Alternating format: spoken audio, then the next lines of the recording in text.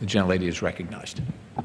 Thank you, Mr. Speaker, and I thank my colleague, Congresswoman Karen Bass from California, for her relentless work, and to my colleagues on the other side of the aisle, including Congressman Chris Smith, for working on this. Mr. Speaker, today is a historic day that I stand on the U.S. House floor to advocate for the passage of the Frederick-Douglass Trafficking Victims and Prevention and Protection Act.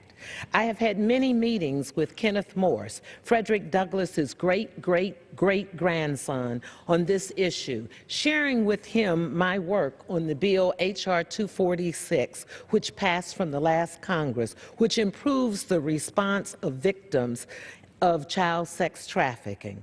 I am committed to ending human trafficking and to ensuring that this bill honoring Frederick Douglass's legacy becomes a law.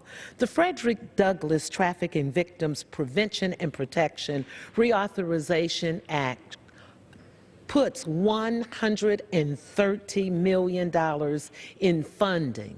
It puts it in there for prevention and protection and, yes, prosecution of human trafficking.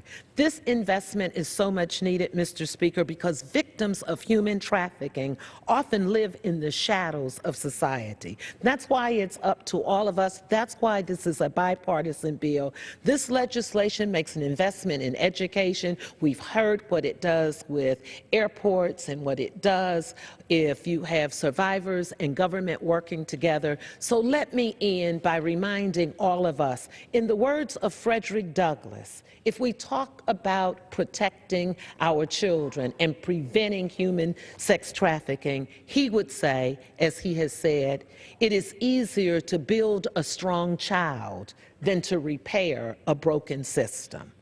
And let us talk about protection, because these young girls and boys are sometimes held by invisible chains. We are here today to remove those chains. Thank you, and I yield back.